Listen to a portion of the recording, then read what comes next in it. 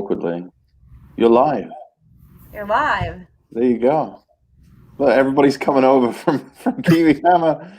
Welcome to the show, everybody. This isn't much of a show. It's a get together, I'd say. Right? We have no agenda.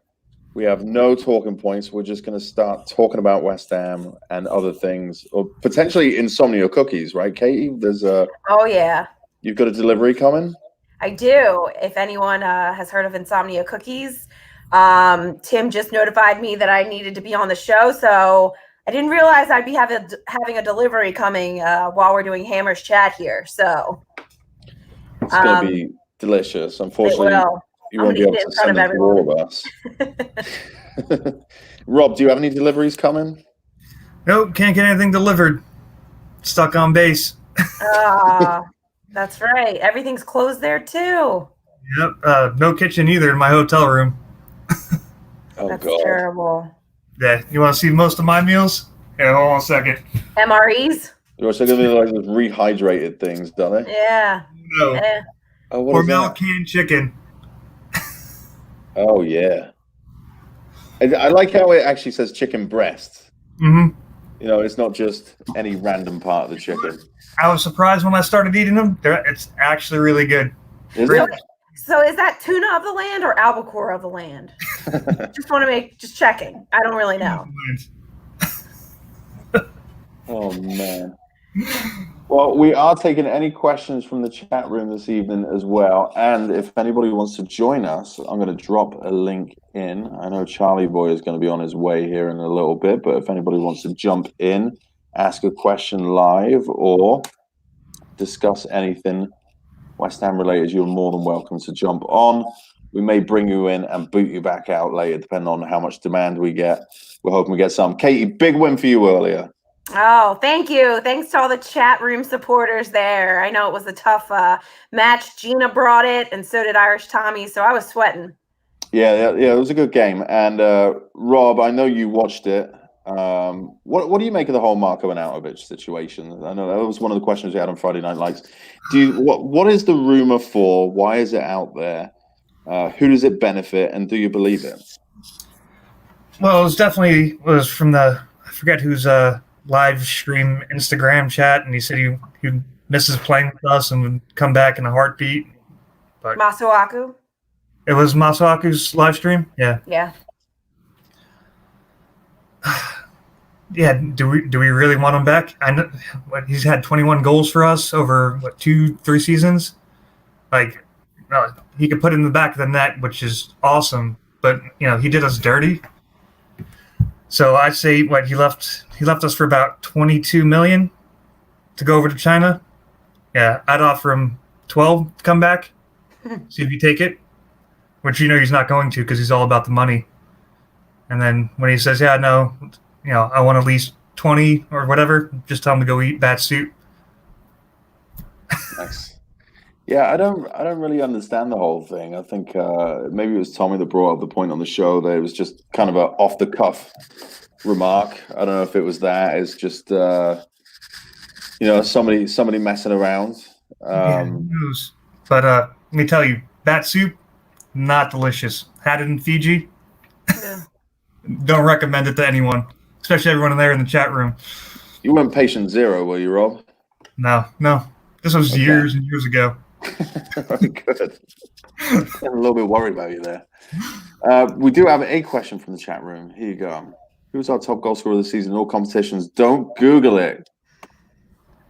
So, Antone, I hope you can provide the answer for that lower down after we've all answered. Katie, what do you think?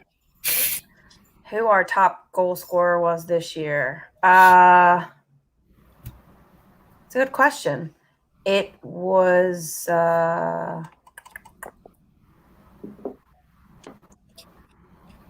man, I don't even know. Yeah, I mean it's tough. Everyone was across the board pretty inconsistent there. And I know it wasn't Antonio. No, he wasn't around long enough, was he? No. Is it Allaire, our striker? No. He's got to have, what, 6, 7? Yeah, maybe it was Allaire. Yeah, I'm going to say Allaire. Yeah, I have to go Allaire, too, because I looked at stats and 4 weeks, 5 weeks Yeah. now. Well, it's not Anderson. It's not Lanzini. No, They've been no. shocking. Right. It's got to be out there. Yeah, it's got to be. Tone, I hope you haven't I think asked me Hilaire for it. had 7 goals or 8 goals so far. What's the answer, Tone? Let me see. I'm scrolling the. Check the chat stats. here. Tony, you got to give it. Oh, Haller was 7. Yeah, so we were right on as well with the number. Undefeated. Oh dear. Oh, and that's kind of why Marco is a little bit of a, it's a little enticing to have him say he wants to come back. I mean, I understand he's a jerk. We hate him, whatever. But I think there's a lot of players that are trying to jump out of that league in China right now. So here's a question then. So does Arnautovic improve our team or squad if we have him? I mean, shouldn't that be the benchmark for bringing new players in? Yeah, it should absolutely be the benchmark. But, I think that if Moyes can keep him under control in the locker room and everything else, I don't know if he can do it, but. What do you think, Rob? Yeah, if he's willing to take that pay cut coming from China, like I said, give him that offer, say about 12 to 15 mil. But this is all you're getting. I agree. I wouldn't waste our money on him. Oh yeah. Insomnia cookies showed up. Yeah, you know it. I think Katie's cookies showed up. The delivery guy's there. Oh man. Like we said, we're taking any questions from the chat room. Come on in. If somebody wants to come in with a question as well or wants to appear on the show, we'll bring you on. Rob, what else is going on in the West Ham world lately? We had another question tonight on Friday Night Lights. It was talking about the owners and selling up Diop, Rice, and Anderson. What do you make of that? You think it's going to happen? You think they're being serious? Why were they floating that out there? No, I think it's just a rumor. I think everyone's worried about the financial situation of the club, so they're just putting this rumor out there saying, "Oh, we're selling everyone. We're selling our entire squad." It's a load of BS. I know it. I know you guys know it. And, but again, everyone has a price. If someone did offer us 80 for Rice, we'd sell them in a heartbeat. Yeah, I'd hate to think that, but I think you're right. I mean, it's a lot of money. I think they're floating this out there. It's kind of setting expectations, setting the bar low. I don't understand how out of one side of our mouths we're talking about selling 3 of our bigger players. Out the other side of the mouths we're talking about bringing in Lozano or bringing somebody else in. Like, how does that equate? I don't quite understand how you can, on the one hand, talk about we've got to get rid of all of our best players, but also try and get everybody excited about a new signing. What's going on there? Yeah, it's ridiculous. It's like, again, everything is rumors. Everyone's bored. There's no football going on, so they're just putting out, hey, yeah, West Ham has no money. They're not going to be picking up anyone. But, they're looking at this striker for 20 mil. Like, it doesn't make sense. No, yeah, that's exactly what I was going to say. It's a rumor. That's why it's called a rumor, Yeah, but I think there are certainly manufactured rumors around our club, and I wouldn't doubt that at least the one talking about who we may be selling, we're very quick to start crying about no revenues here, and that sounds like a playbook right out of the Sullivan and Gold playbook right there of woe is us. Because at the end of the day, they'll be all right. They can just chuck their own money into the club and, make the club pay 4 to 10% interest on any money that they loan the club like they currently do. So I don't think we're in that bad a shape. I think that for some reason, they always kind of throw something out there to make us feel sorry for them, but very few of us ever do. So I don't know why they keep doing it. Yeah, they think it's getting on the fan side because they're just like, oh, look, we're injecting all this cash into the club. we're doing a good job, and no one believes any word that comes out of the Goals and Sullivan's mouth. Again, they were talking about assessing the club for like 900 million to 700 million, somewhere around there, and then like other people going, yeah, we're worth about 350 mil. That's probably it because we don't even own our own stadium. What are Newcastle going for? Aren't they being sold? Hey. Oh my God. Who thought he was the only one with the fucking hat? I got the hat too, baby. Check them out. Oh, we're live. I'm coming in live. Oh, my bad. We're live, coming in like a hot fucking missile he is. Is that made out of wasp skin as well? This is made out of the finest, I don't know, whatever's gray. I don't know.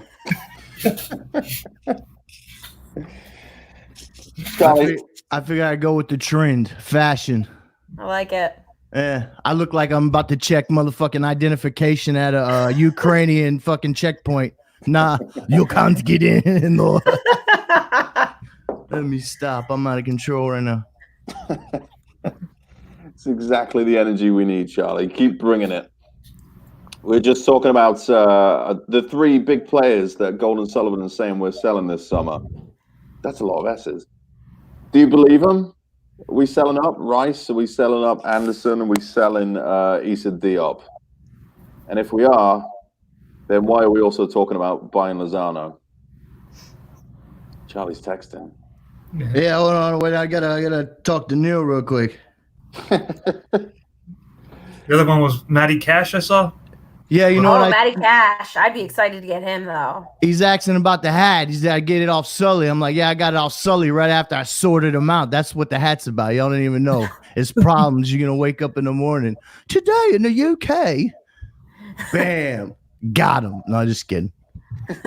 Watch something happen to him and I get fucking blamed. Just kidding. Just kidding. Charlie, we selling Rice? Am I selling Rice? Are we selling Rice? What are these rumors going on? Are we selling up everybody? Because we're all out of money, aren't we? No. Well, that's crazy. He's got 4 years left. Why are we selling him, right? And yeah. 4 years on his contract? Nah, if anything, they'd wait to at least the last year, right? They wouldn't. Thinking to let him go on 4 years, that's crazy. Who's starting these rumors? But we're broke. That's what they're saying. We're broke. We gotta sell some people and make some money here because we're broke. Well, Brady better get to work. I got a job for her. When's the last time she's worked? Part-time. Yeah. That's true. She's made a living off of thievery, boys. Yeah, particularly liked her pay cut. I think she probably still makes more money than she did last year because of the huge raise she gave herself. But good for her. You know, get it if you can, I suppose. But no, I wouldn't sell Rice for nothing. Absolutely none. So you can't put a number on that? I mean, the only way I would if he said, hey, look, guys, I'm leaving. I want to go. I'm not going to stay. You can't keep me. Then that's different. You know what I mean? Then we ain't got no choice. But, man, the number on that would have to be like 90, 95 if I had to. We got a question in from Wally. Are the transfer fees going to be lower after this crisis, or will the crazy high fees continue? Who wants to go first? Well, it depends on if they start back up the season or they null and void the season. Because if they start back up the season, they'll start getting the revenue back in. And I think the high transfer fees will kick in. But if they null and void and just say, that's it, guys, we're wrapping it up, then I think it's going to be low transfer fees and quick. Kate, what do you think? I don't think that they'll come down now. I don't think it's going to change. Sorry, Wally. Why? Because everybody's feeling the heat right now. It's not just one organization over another. Charlie? It's going to drive the market. You know what I'm saying? The whole market's going to be different. You know what I mean? So I don't know if teams are going to be having as much money to spend that they're going to be willing to come up opposite. They haven't been making anything, you know. They haven't been bringing in no money. So.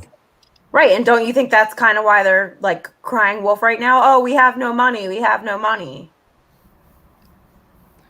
I don't know. I don't know if they could start the season and somehow finish it. That would, you know what I mean? In the next month, in the next 30 days, if they could get the season cracking, then maybe they could catch up on the TV money on the back end. You know what I'm saying? And get everybody's pockets right.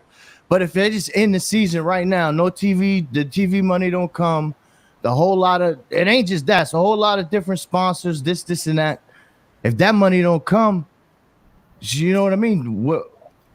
I mean, that's just it is what it is. They got to finish the season and bring some money in, because if not, the whole market it's just like the housing market or any other market. It's gonna be fucked up right now. You know what I'm saying? Sake. And Look if you at this. listen, if you got money right now, you could buy up a whole bunch of houses, right? And you could sell them when this bullshit's over in like 6-8 months, right? Same thing, but it hasn't dropped yet. Right, it hasn't dropped yet, but the same thing for football.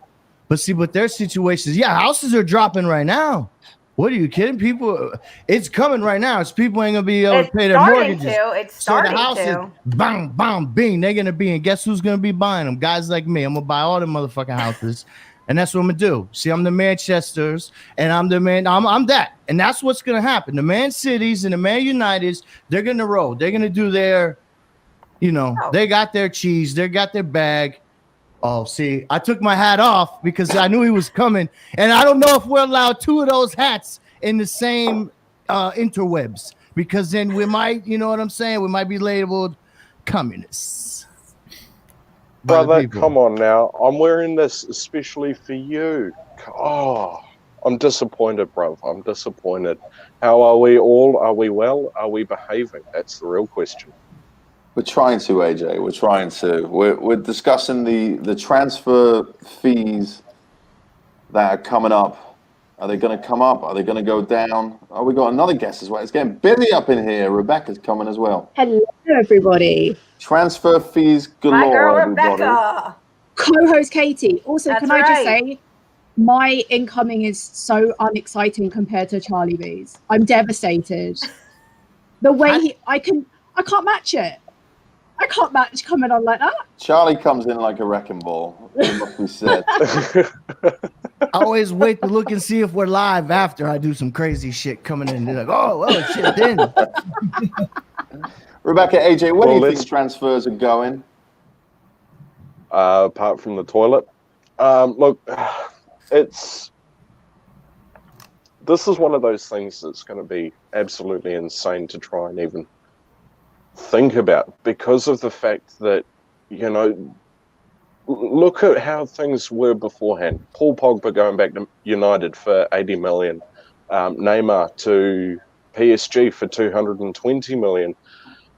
If one thing we've learnt, or if there's one thing we've learnt in football, is that the big things are that transfer fees are always going to be inflated, and inflation is an absolute bitch, especially when the clubs with the smallest, the smaller amounts of budgets can't get the reinforcements that they need, because the player that they're wanting to go for, the player that fits their bill, is just priced way too high. So, look, I think it's going to be very up and down.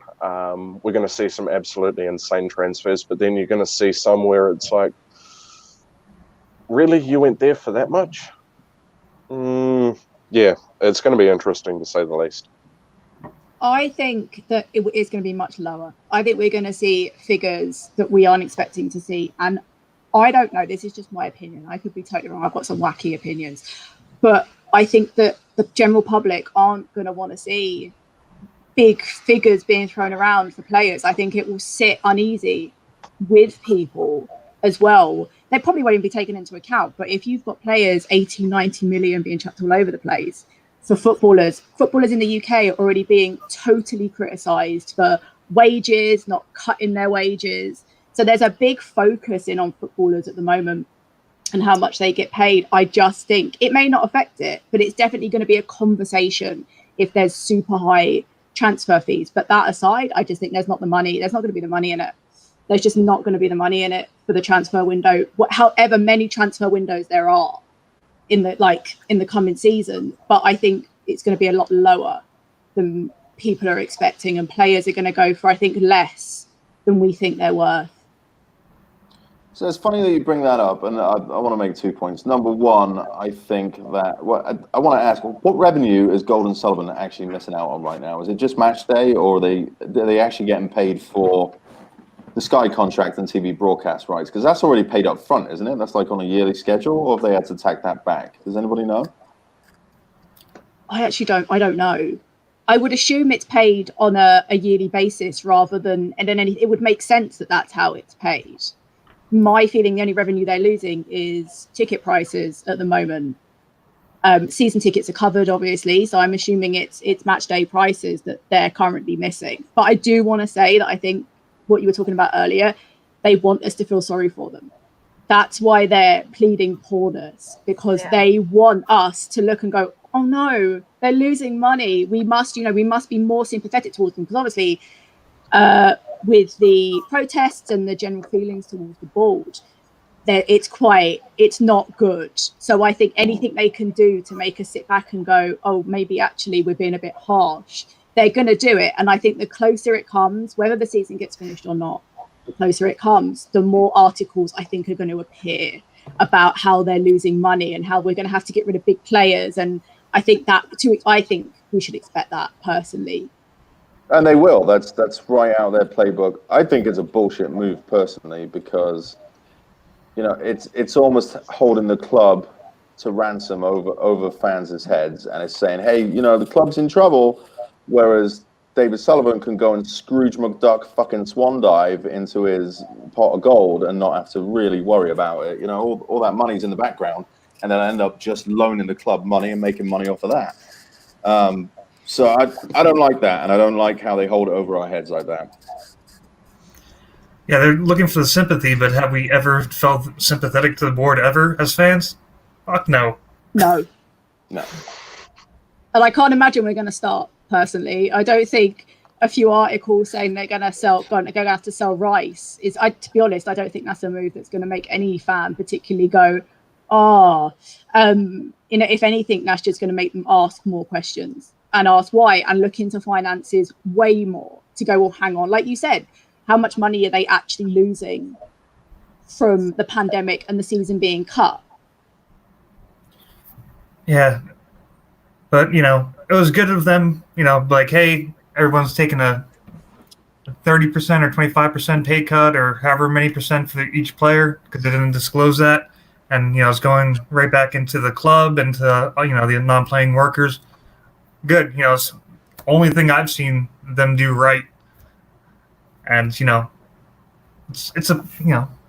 good to be like a boss. Yeah, but that was a look at me move. You know what I'm saying?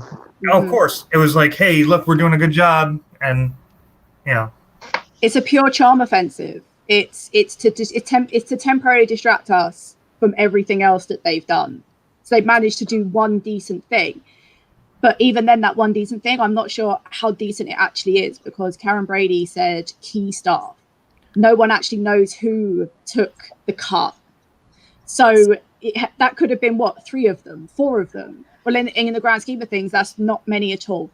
So no one knows. So by just generalizing, it's a total charm offensive to make us go, oh, well, look, they're doing the right thing. Because obviously Tottenham definitely didn't. Liverpool backtracked on their decision correctly, but also that was just to look good. But it's we don't know who took the cut. So it could be a small amount, but everyone's sitting there going, oh yeah, West Ham definitely did the right thing.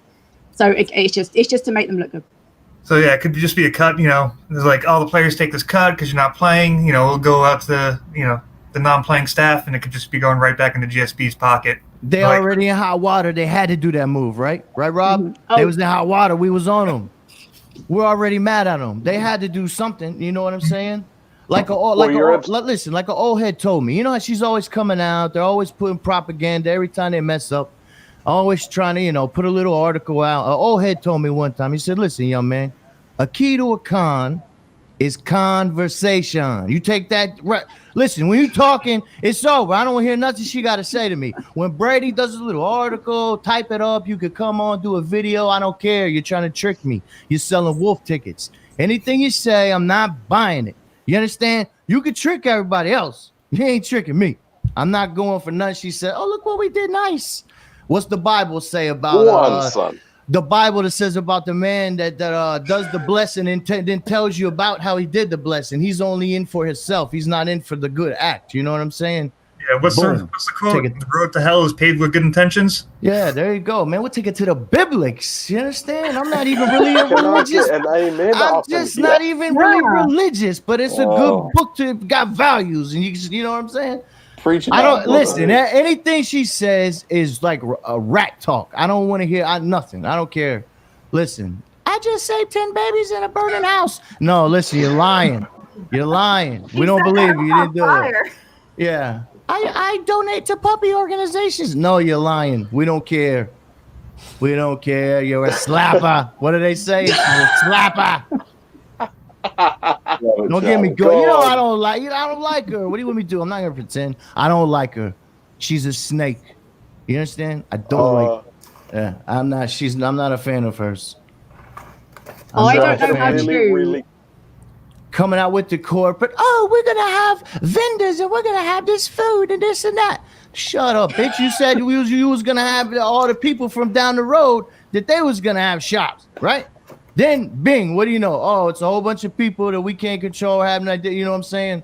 Nothing's nothing. You walk in there, it looks like goddamn Disney World. No. Not happening. Well, you've also got to look at the fact that the fans, you know, with this whole taking the pay cut for essential staff, it's the way in which it's all been done is very much to put them in the limelight, because once again, it's the voice of the fans who's forced them into this position. Why would they be doing this? Or would they be doing this if the GSB out movement wasn't around?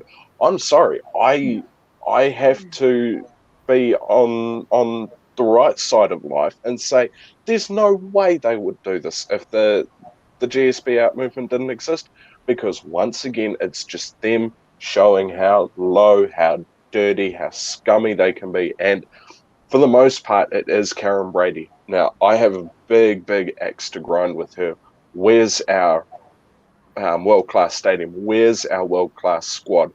Where's our world-class people that we had back at Upton Park? Because as Charlie Boyle was saying, there is an absolute fundamental thing that they missed when they moved from Upton Park to London Stadium. They forgot about the people.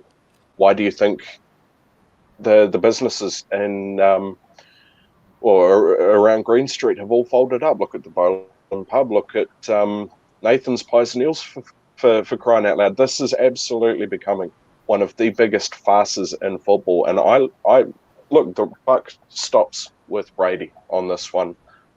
Sullivan and Gold, they've got their bits to play, but nowhere near as much as what Brady has.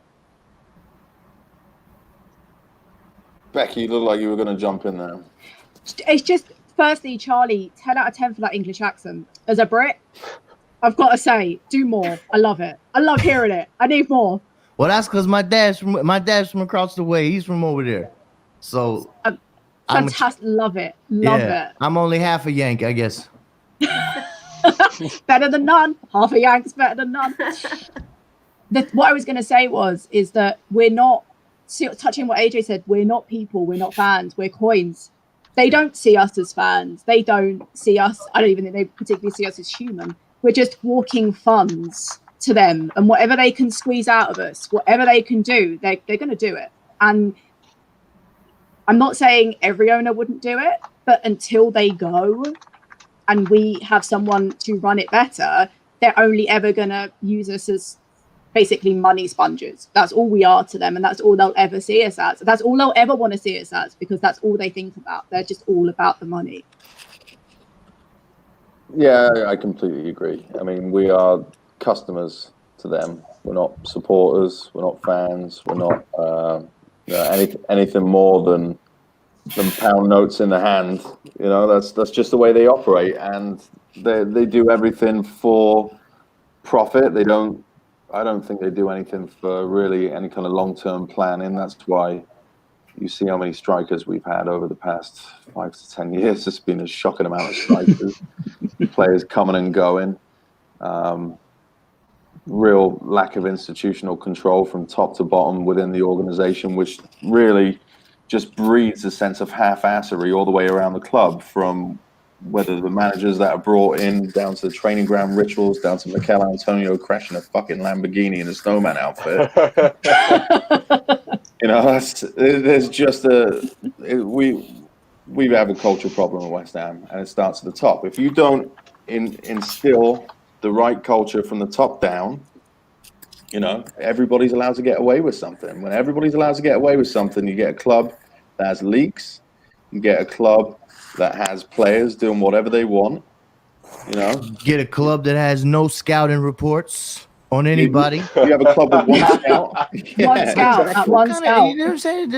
Listen, I mean, that's a serious thing I said. That's real. That's crazy that's even on a professional level at any sport. I don't care. Any sport, hockey, cricket, anything. Oh, who we scouting? Well, you know, I don't know. The guy left. He took the papers with him. Yeah, well, I hope because he didn't get a pay cut, by the way. He's got a lot of fucking work to do. There's not you know, it should be like a West Ham thing on their computers that they got to log into. You know what I mean? You can't. What is everything? They got to wrote down like in a notebook. And Hacilios just left and took everything. He took his notebook. He's gone. His little black book. It's gone. His little black book at West Ham was done. That's all it took. Are you kidding me? Oh man. Rumor has it that in that book was a whole bunch of players that were being lined up by Pellegrini and Hacilios and whatnot. And yeah, apparently, allegedly, at least, when they were given their marching orders, that was it. They took everything, the entire scouting network, all the dossiers on all the players that we were looking at. And, you know, I found that to be quite the dick move in the grand scheme of things, because, yes, okay, you got fired from your job, but in saying that, an argument can be made to say that you weren't necessarily doing your job in the first place. So, by rights, you know, why were you there when you weren't actually doing your job to the best of your ability? So the way I see things, it's just absolutely, it's a joke. It really is a joke. And, you know, full credit to David Moyes for actually doing the hard yards, for going out and actually building up this network so that he can, if and when he does leave, he can leave the club in the best possible hands, and in a position where we are going to have a little bit more success than what was left to him. AJ, it's another point of half-assery again, because we let a manager pick the director of football. You know what I mean? Like it should be the other way around, and that's why we ended up in that situation. It makes no sense to me. We do things backwards constantly. I'm not going to disagree with that. I mean, you know, I've been following West Ham for a long, long time now. And one of the big things that I've seen is we don't do things with common sense and practicality. We are, you know, it's just like my workplace. Common sense and practicality it doesn't exist anymore. And it's disappointing, to say the least. Hey, you think Moyes texted him and was like, hey, all right, come on, guys. Give me the scouting. Send me the papers. I've been 2 days over here fucking training. The midfield is slow. This is bullshit. Hacilios, come on, somebody text me back. He's got the group message going, and they're fucking laughing in Spanish. Like, yo no say, man. Yo no say. No speak English. Puto. They're laughing at him, right? That's what happened.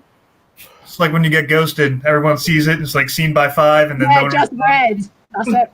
Yeah, that's what happened.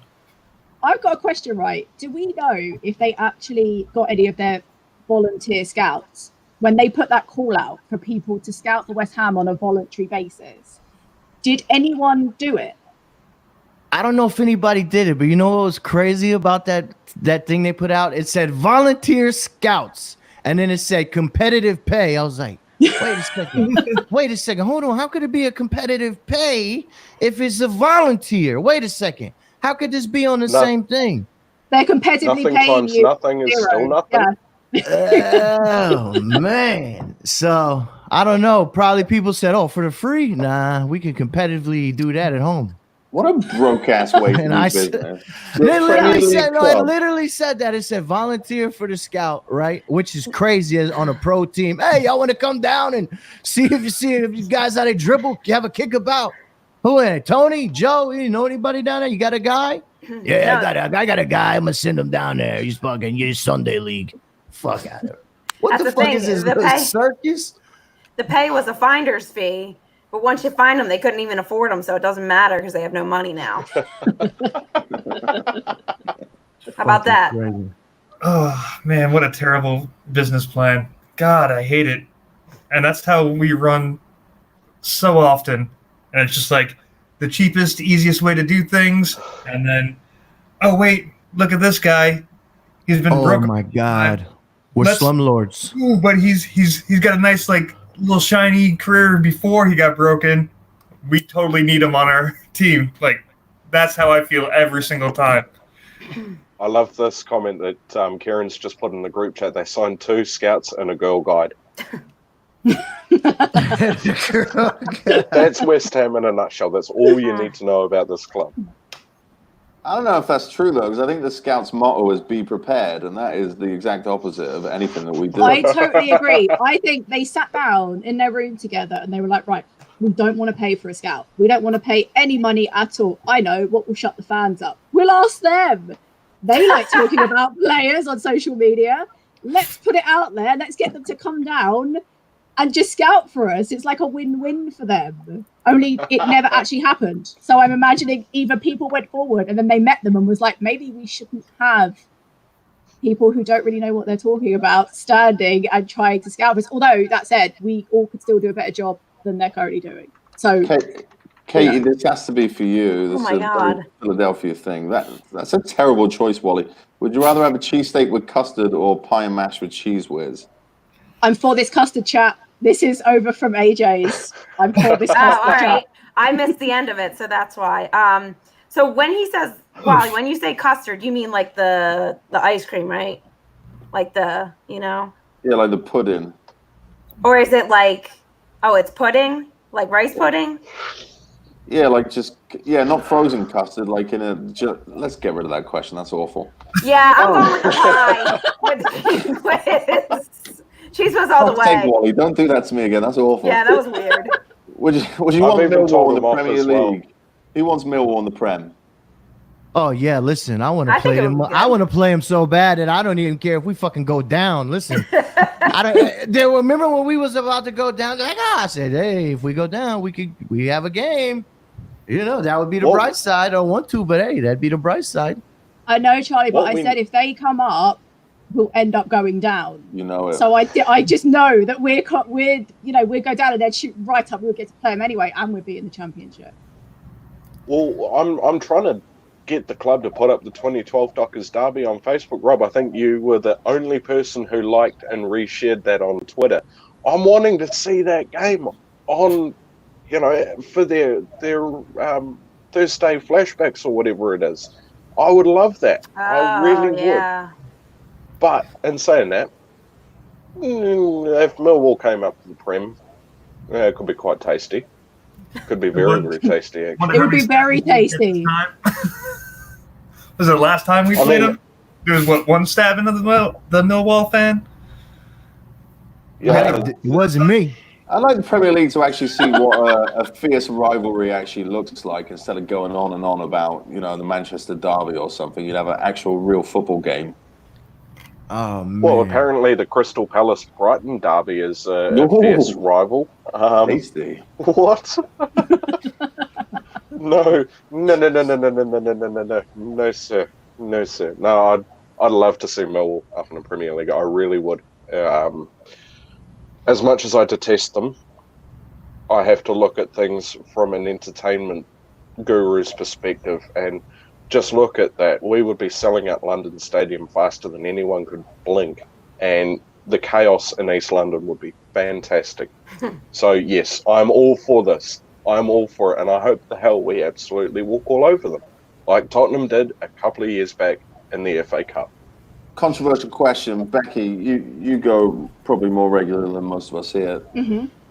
Are they ready for West Ham Millwall at the London Stadium with all the troubles they've had over there? No, they can't even keep the Spurs fans apart from the West Ham fans. Like, and that, all right, is a rivalry, but it's not. It's not a Millwall West Ham rivalry. It's our next best thing if you want to fight with someone. It's Spurs, but they can't even keep them apart. Like, the way of keeping them apart is sending them down one road and us down the other. So all they do, I say we, as if I stand there and I'm having a go at Spurs fans. I'm not, by the way. And you're that far away from them, and the police are, move on. And they're just screaming at each other. Like, they would not be prepared. I don't think there'd be enough police. I don't think there'd be enough Met police available for a Millwall match at London Stadium. Plus, security is bad enough as it is. Can we not? It takes a solid 45 minutes to get in. If Millwall were playing us, we'd have to be queuing up for 2 hours. It'd be like going into the O2. It'd be awful. Oh. Welcome to a game in Philadelphia, Rebecca. That's our every weekend norm. Oh, Philly goes hard. They fucking booed Santa. Listen, if you get a whole 90,000 people to hate on Santa, that's hardcore. They give no fucks in Philly. First off, that's not even the beginning of the story, but look up the real story and then we'll chat. I know, but that's just I got to send them in the right direction. You can find Katie on a weekend. They go to prison in the Eagles Stadium. She's normally held in there. Yeah, they got a jail in the fucking stadium. That's they do. They got a holding room. Yeah. Listen, it's a whole with my AAA batteries. Yeah. They don't even play. Well, you know what they say, it's always sunny in Philadelphia. Always. Even the police wear sunglasses. See, the problem, Rebecca, is that if Millwall were to come, they'd have to hire more officers, which is going to cost more money.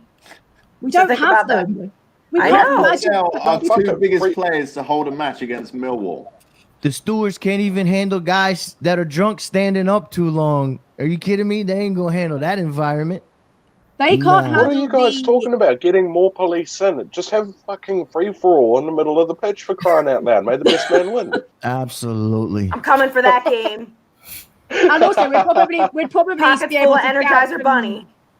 We'll probably Supposed to be at the Burnley game, but it's bullshit ass coronavirus. You know that? It's a bunch of bullshit. At least they refunded my my flight though, right? Right, well, there this was is a bunch of shit. Not anymore.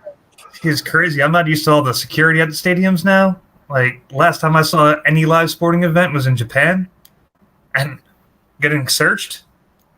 No. Didn't even touch you. Just like, oh, you got a ticket? Go ahead. Go right up. You go into your seat. Like, I'm not used to getting frisked anymore going into the stadiums, because last time I was at a stateside event was Citi Field, and then that was a straight lockdown. Like, they're patting you down. Crazy how different countries roll. Oh, they've gone crazy. Even over here, they've got see-through plastic bags. If you can't fit everything in that, you can't bring it into the stadium. Everything's just in case a terrorist shows up. It's madness. I'm sure I'm on an FBI watch list just for saying that on the internet now. But see, I'm not convinced. I think for the London Stadium, they just don't want you to take food in or drink, because anything that stops you from buying stuff in the stadium, that's all it's about. That's literally all it's about. They don't care if you've got knives, guns. Really, they just want your bottles off of you. And I hate the price gouging. Again, back in Japan, it wasn't like that. It was normal, convenience store prices or supermarket prices for food. Everyone was it's completely done differently there. Because stateside, you have the price gouging too. Was it 20-ounce beer is $16? Get out of here. Puffy jackets, liquor pouches, all in the arms. You know what I'm saying? My man does the little bullshit pad. He's like, Papa, he don't even want to be there. He's getting paid what? Some bullshit hour. He ain't making no money. He's giving it a little bullshit pat. I'm in there. You can look online. Liquor pouches. Bing, bow, boom. You're in there, man. You ain't fucking with every $20 drinks. I'm in there getting busy. You understand? It's so, are you drinking a pouch? Yeah, I'm drinking a pouch, bitch. I'm in here drinking a pouch. I did not pay for Can this. I- We snuck it in. Yes, I did that.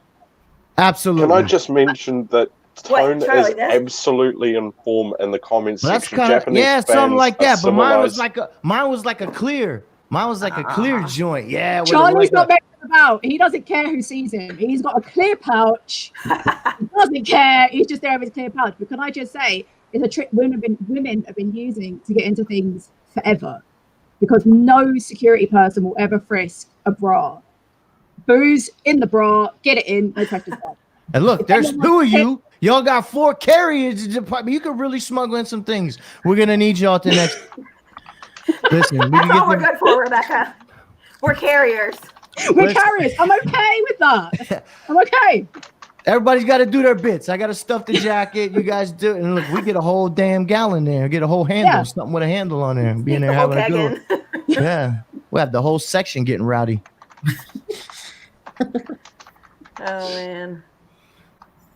I have That's to great. say, Tone is well and truly on form today. What was that comment? Japanese fans are civilized until they get into a Sega Nintendo debate.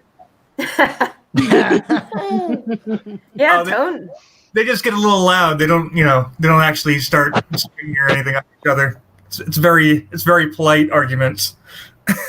What are you watching over there, Rob? You football, baseball? What are you going to see? So I actually watch. Is it the female teams over there in Japan? So you got the J League, but you got the female teams are actually a lot better than the male teams. Really? But I like INEC in Kobe. My future ex-wife is on the team right now. Her name's Nakata Ayu. If you want to go look her up and Google her, you'll be like, yep, understand why. That'll be your second ex-wife after your current wife watches this. Oh, yes. Yeah. You think she doesn't watch? Baseball's big over there. They do baseball real nice. Oh, in Japan. baseball is crazy. It is amazing how they do it. So, like, the fan sections of the baseball teams, like, once your team is up to bat, they got all the chants and everything for each player, the team chants. And as soon as they're on the field, everyone's quiet. And then the other team's fans are just like, they're doing their chants. And, like, any good plays, it's just clapping. And then by the ninth inning, everyone's pissed drunk. Yeah, their baseball crowd looks fun as shit, right? Over here, it's like over here, it ain't as crazy. Over there, it looks like, oh man, I would be hanging out with these dudes over here. These Trust me, Japanese being an cats. American too, man, free beers all game. Like, I didn't pay for a single beer. And I just walked out of there and, like, passed out on a bench. After 4 or 5 sakis, I'd be trying to talk Japanese with them. I know it. I know I do. I would love it. Sake shots. Let's get it. Well, when I move back, everyone's more than welcome to come over, spend a week or whatever. I'll show you around Japan. We'll have a good time. John said he's had enough. He's out of here. He's gone. He said, this lot is just out of control. I've had enough, and I'm fucking gone. He said he's had enough. You guys drive me to drink. That's all it is. Would it be West Ham without a drinking problem, though? Yeah, I don't know if they start it or if they end it, but they're certainly involved in it. Oh, yeah. No, Well, one of the big... Usually it's in the pub, like, oh, fuck. Awful. I stopped going because I can't get like piss hammered at 10 in the morning over here. I mean, I can, but I can't do that regularly. I mean, I can, but I don't want to do that regularly. And, See, I'd look like a complete...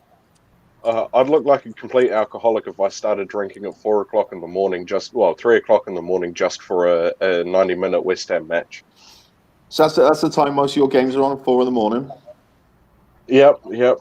Daylight savings, it's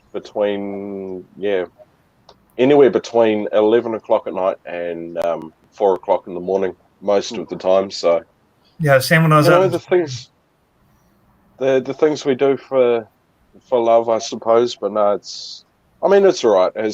Look, when I was interviewing, Andy Quinn from New Zealand Hammers the other day. You know, we try to meet up as much as possible, but it's all about finding pubs who will be open to having us early in the morning, and then games that are going to be played during those times. So yeah, it's very difficult. But trust me when I say this, one of the things that you notice a lot about New Zealand is the amount of smaller teams that are actually being supported. I've seen Wolves, I've seen Leicester, I've seen Everton, I've seen Brighton, Southampton even. You know, the support out here for the Premier League as a whole is incredible. And I mean, we've got over 1,000 West Ham fans here in New Zealand alone.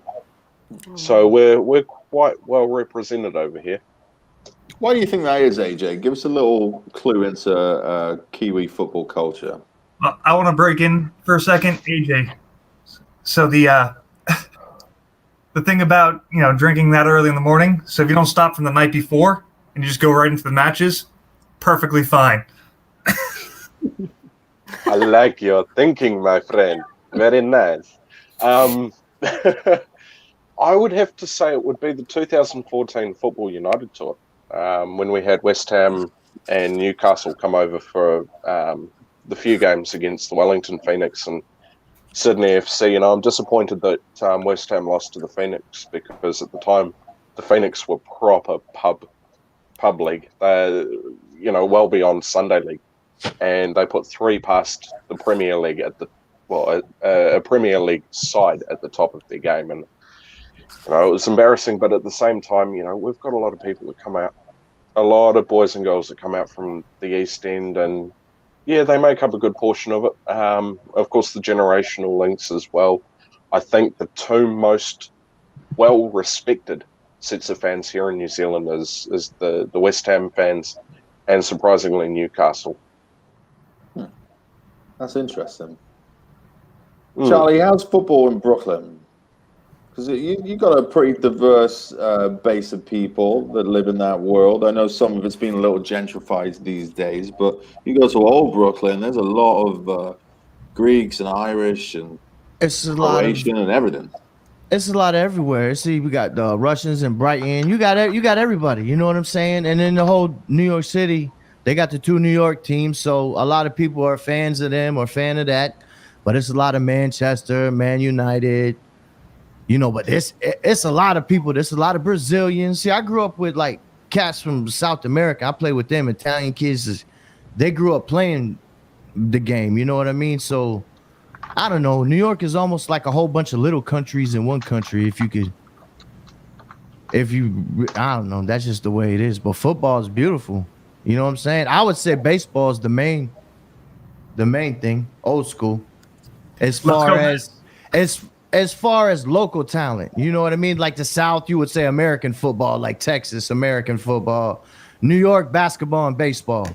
You know what I mean? But as far as America, I would say California and New York and Washington State, not Washington City, have the biggest, like actual football culture. Like it's a lot. It's really, you know what I mean? It's really embedded in their society, and that's because of all the different nationalities that melt together and make us all one.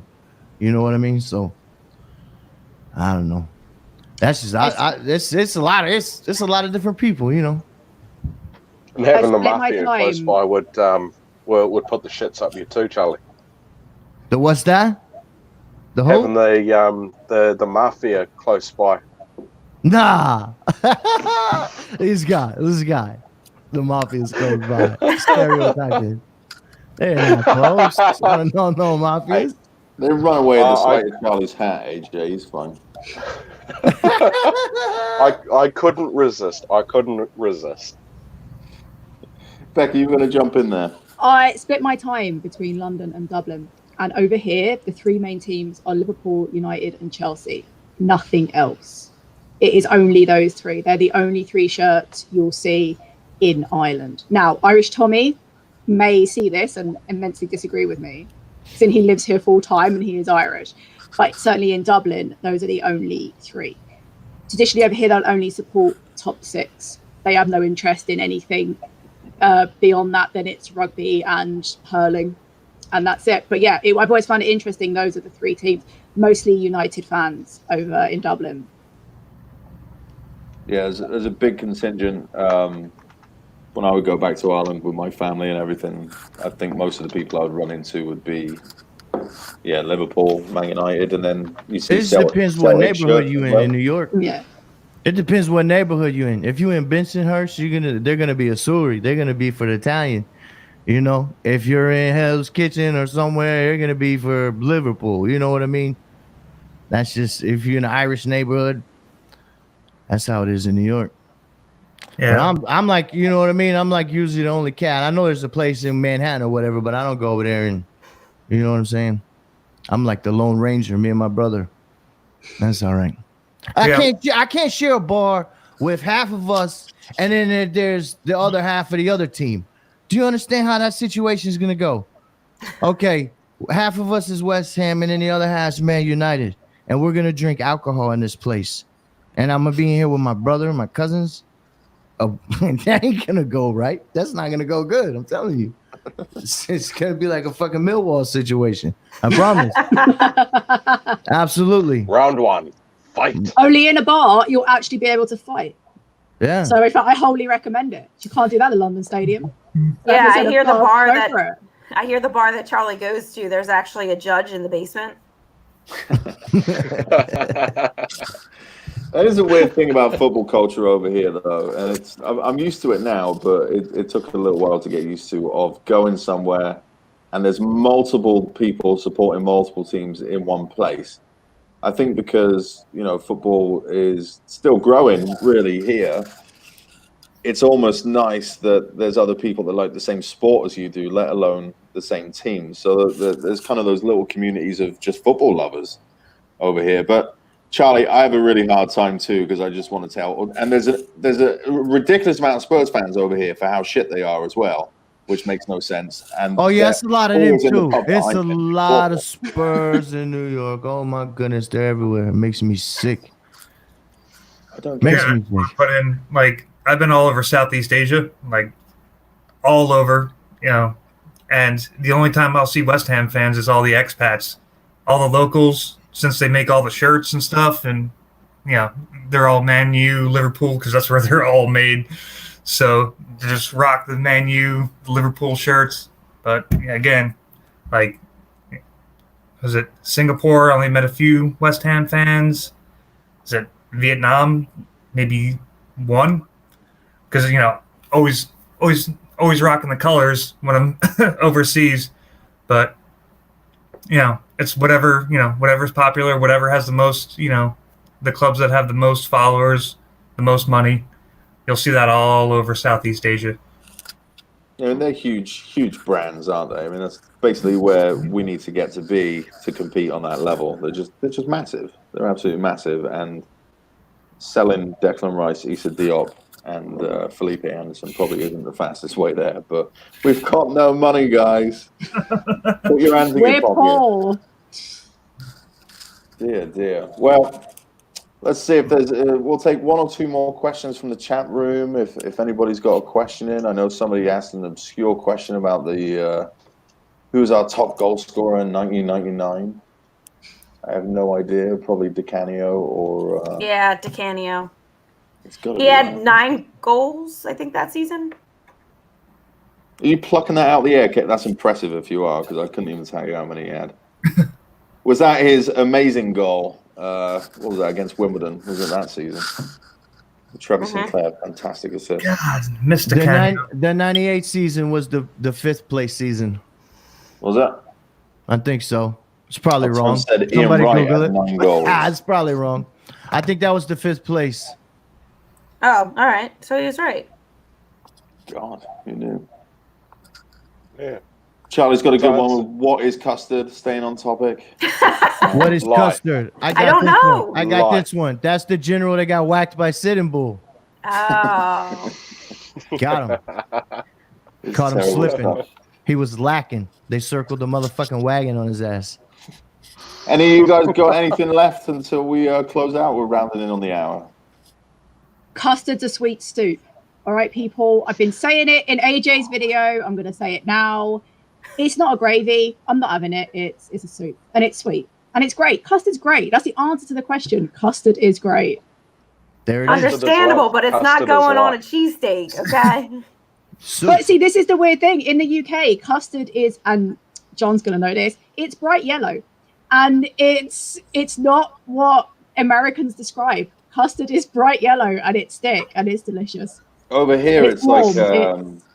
they serve it as a fake ice cream instead. It's frozen, and it will trick you. And if you think that you're about to lick ice cream, but in fact you get custard, you will forever resent custard like I do now. I thought it goes on cake. Yeah, you can put it on cake. See, that's In what England? I thought. I thought it was like a Do they do cake. that here? A cake. I thought it was like in a Cake pie, gravy. like that, Yeah. like an American style pie, not.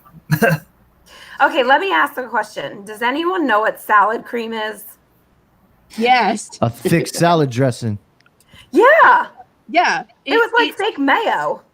but you put it in sandwiches. So it's like a different tasting mayonnaise. Yes, you're right. That was weird. And it's also delicious. But you can also pour it on top of salads, and it's like eating a weird ketchup. It's complicated. British people are complicated, all right?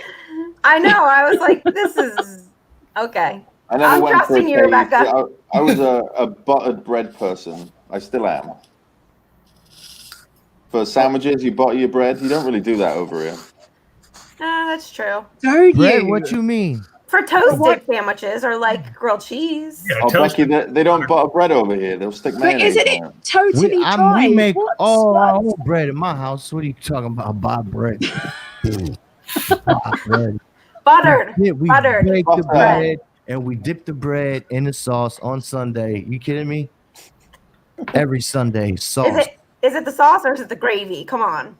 I say sauce. When it's just not meat. See, the gravy is the meat's cooked in the bottom of the pan first with the fats, and then you add everything in. Like same sauce, but you add it into the meat fats, right? All the sauces, the meatball, the grajo, all that.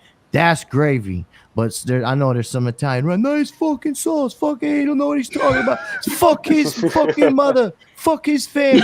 They raised him wrong. It's sauce every time. Relax. I told you. Look, Katie, you started a thing. People are going to be upset now. I And- have a The whole question. Italian American community is pissed off now because I had to start a conflict with sauce and gravy. No. See, I'm Italian right here. You know, I know. He's going to get me. but He knows what I'm talking about. I guarantee you. Sauce and man. gravy is fucking serious. What's Yeah. Cheese Whiz? And Wally wants to talk about it, and I want to know what it is. Describe it to me. Geez. Have you ever seen cheese that you can spray out of an aerosol can? No, but I want to. Fuck's sake. Welcome How to can you tell, America. Rebecca? Becky. Welcome to America. it's delicious. How, does it It's like taste like? fondue. It's almost like if you've ever had cheese fondue. Yes. Okay, but a little bit creamier. What color is it? Fake yellow. Bright It could be orange. yellow or bright yellow. Yeah, it could be like a white. If It's like it's like Becky, a maybe- slice of cheese you left in the car real long and it got real hot and there was some salt on that motherfucker. Oh, it's That's- salty. Yeah. Becky, It's maybe like a salty. bacon That's what. flavored canned cheese. Bacon Yeah. flavored. but it's See, so I feel like- good. So I can good. get behind bacon flavored canned cheese. Why is this not a thing in the See? It is. It's disgusting. UK? Like this sounds like the thing at 4 a.m. when I woke Kate, up. I'm I'm sorry. gonna go down. How dare you? Listen, if I'm doing the cheesesteak, I'm going with provolone. I'm not taking the fake stuff. Give me First a off, nice it's provolone. I gotta go. Ooh, man, which would I And go? I don't second know. off, you're going to the wrong places. You got to go to D'Alessandro's right down the street I here. love D'Alessandro. It's just dripping out of the sandwich and ooey gooey goodness. But I still get provolone at D'Alessandro. You can tell by you can tell by the name. They know what's going on over there. Yeah. Let me tell you, Becky, for a good hangover, canned cheese at 4 o'clock in the morning. See, I told you, it's the sort of thing you'd come down, you've woken up, and you just stand at the fridge with the shame of your fridge light on your face, just standing there squeezing cheese from a tin into your mouth. So So just to let you it's know, Charlie. you don't have to refrigerate it. It can just sit on the shelf. So, Charlie, that don't sound healthy. How could cheese that spray? doesn't to answer your question, Charlie, because it's not cheese. It's like it's not real at all. It's some manufactured crap that I don't know. It's awful. It's awful. But people love it, and they love it on cheesesteaks. It's extra salty and cheesy. But I'd be amazed about any dairy product actually in it. So I highly doubt, unless it's like ultra highly pasteurized, then yeah, it's not sitting in that can. All right, Charlie Walsh, send me your home address, and Rebecca, I will be sending you canned cheese and Cheese Whiz so you can try them. oh god. I mean, I'm so glad I came on tonight. This has made my life. So I'm going to be standing there, spraying it into my mouth. We're going to need to see this live. First episode. Classic way to do it, right into the mouth. There's no shame in that. Rebecca, it's our first episode. AJ has been first suspiciously episode. quiet over here this whole time. Like, you know they got some weird shit going down in New Zealand, like fucking yeah. spray lamb or something that he's not even letting us know about. Oh, they eat everything. They eat wasps over there. So I've heard. Where do you get that from? The most we would eat is like grubs, but even then you've got to be psychologically insane to do that shit. Well, Weird I'm shit to eat. Yeah, I'm just trying to Rob, think about that. I'm troubled by Rob and his batty in soup. Like, I caught sort of the tail end of that, and I'm a bit concerned. Like, what else have you had? What's the weirdest stuff you've had? Oh man, let's see. I drank cobra blood in Vietnam, and with the still beating heart of the cobra and the shot glass. Ugh. And then they cooked up the cobra afterwards, and we had the meat. Oh, let me see. Is it cockroaches in Thailand and mealworms? Like, I've eaten weird shit around the world. These are all by choice, are they? Oh yeah. God. No, torture has been forced. Fermented duck fetus in Philippines. Christ, man. It was a hangover. Did they deep That fry that won't help. fetus? Nope. Fermented as if it wasn't bad enough on its own. Oh man, you crack it open and you suck the juices out, and then it's hard to get past the feathers. Let me see. You know what? I hate it when it's hard to get past the feathers. When you're having dinner and you just got to get past the feathers, it's a nightmare. it's while it's still moving that that's the best part about it. Yeah, did that in that was South Korea, had the baby octopus that was still alive. Oh, you feel it wiggling down? Oh yeah, man. Raw horse in Japan. That's a big one. Fucking raw horse. I super regret asking now. I'm really sorry, everyone in the chat who's moaning at me. Barbecue dog. Like, I've had everything. Man's ate a Labrador. Okay. I've eaten everything. God. I can literally see the subscriber count going down. So with that, I'm going to end this. And thanks everybody for joining in tonight in the chat room. Good to see you all. Everything's crazy. Coronavirus. We're all bored, but we're here for you to talk about ridiculous food types. Next week on fucking Robb's Bear Grylls, We'll dissect a frog. yeah, he's going to be telling us the kind of things he's Chili shoved frog up his ass to make sure that he has water supply. I'm going back to the real deal. All right. What's It's in them, amazing. We Katie? started with cookies. It all started so well. And it ended with Labrador, like every good There you go, American AJ. TV video.